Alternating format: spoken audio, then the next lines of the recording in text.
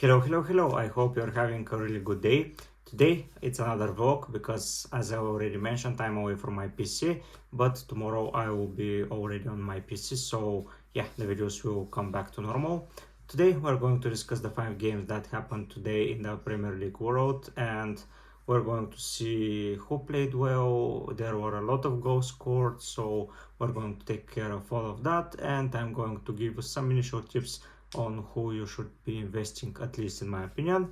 So we are starting from Everton Spurs. There it was a pretty even game, I have to say. Even Everton had the upper hand at most of the time, so yeah, it was a pretty good game to watch. Richarlison scored both goals, to Doggy with an assist, Madison with an assist. So yeah, those players are pretty integral to their way of play. And Poro played alright. They were unlucky to receive a own goal at the end. So that was from Spurs' perspective. Then Brighton destroyed Palace. They were leading 3-0 at the half time. It was a team without Estupiñán, which surprised me, but even without him, the wingback scored goal. It was Hinzelwood who scored, Wamchi assisted, João Pedro scored a goal, I believe, yeah, at the end. Gross with double assist, Buonanotte scored a goal, so it was a pretty good game. The issue here for Crystal Palace was that Ulize came on at halftime, and then 10 minutes later he got off injured, so that's a bit of a shame for him. I don't see him playing a bigger part this season anymore because he has been so injured so many times, and I don't see him recovering properly up until the end, so we have to see. The other issue for them was that Gay was substituted off as well, and they have a lot of issues, and Palace for me are for sure a team to be targeted, so I will be looking at who plays Palace in future videos and maybe invest in teams who face them because they are conceding a lot of goals. Then it was a Burnley Fulham game. It was a pretty strange game. Fulham were pretty comfortably leading. They were playing alright. Burnley weren't creating anything, and just when Fofana joined and came on as sub, then the game changed and he scored both of the goals.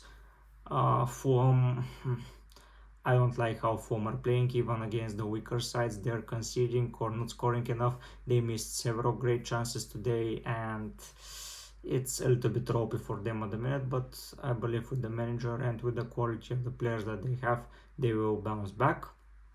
Next up is most probably one of the games of the season. It was between Newcastle and Luton. It was a back and forth game. Newcastle led, then Luton equalized, then it was 2-1 to Newcastle, then it was 2-4 to Luton, then it ended at 4-4. It was a very good game. The issue there was that Gordon got injured, so that may be an issue for the future and future owners, but we will have to monitor during midweek. Callum Wilson returned, Harvey Barnes returned, so a lot of good things happened there. Trippier scored a goal for guys who still own him. It was a great performance by him, like he got 9 points from that game, even though they conceded 4 goals, which is a great output. And finally, it was the game between Sheffield and Aston Villa. Aston Villa were just the far better side. They scored 4 goals before the half break, then they scored 1 immediately after that. Douglas Luiz got off at halftime. I don't think there is an injury, he was just subbed off to be rested, and he will be fit for the next game. If you own him or want to get him, Watkins played really well. He got, I believe, 2 assists, and they count as 3 FPL assists. Yes, 2 assists who are counted as a real assists, and 1 FPL assist which is still counted as an FPL points, and 5 different goal scorers. Ollie Watkins scored again. For those who captain him, job well done.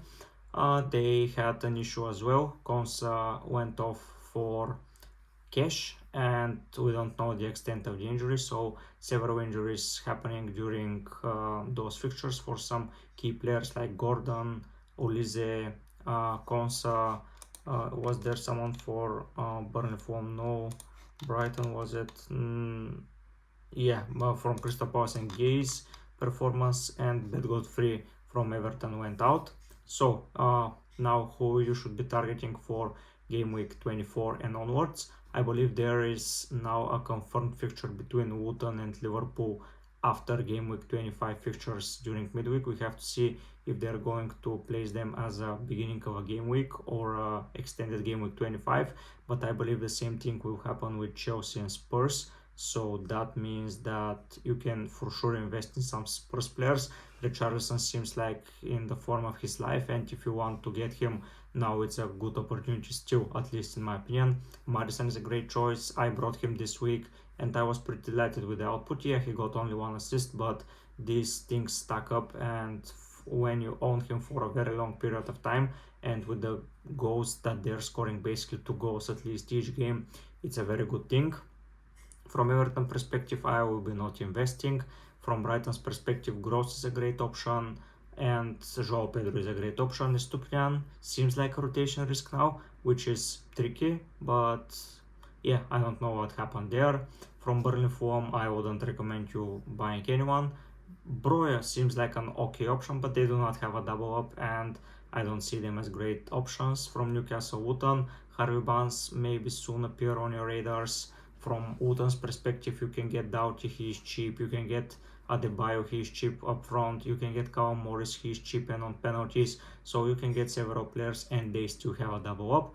On Sheffield side, I believe they're going down and nothing will save them. Well, from Villa's perspective, yeah, they scored a lot of goals, but it was against Sheffield, so I wouldn't get carried away. A lot of goal scorers. Ollie Watkins is the obvious player to own, and I believe you should be owning him. And I don't see anyone that spikes another interest in me. You should most probably invest in right now in players that are having a double up in 2 weeks time. Like, this is the, in my opinion, the most important thing right now, to invest in someone that is having a double up, because they'll have 2 more games to 1 more game from the other guys, and if they're nailed and if they attack well as a team, you can get a lot of points. Spurs, Liverpool, City, those type of players. We will see tomorrow when Chelsea and Liverpool play how they are going to play, and then on Monday after City's game we are going to revamp our strategy once again.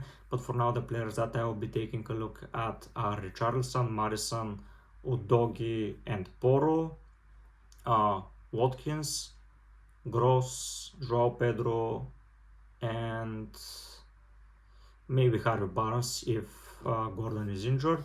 But yeah, those wrap up the teams. Those are my advices for now. Just add them to your transfer list and wait for further information. There are some games in midweek that we have to cover, like Villa plays Chelsea, so there may come some injuries during midweek for the replay for the FA Cup. When I come back to my PC, I'm going to do all the strategies and put the team selections and everything into the sheets that we're already following, so stay tuned for that.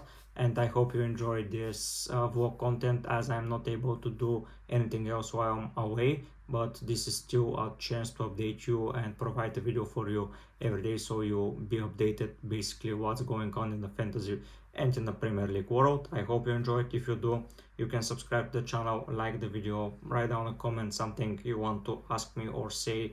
I will be very much appreciative if you do so. But for now, guys, I'll be heading out. Bye.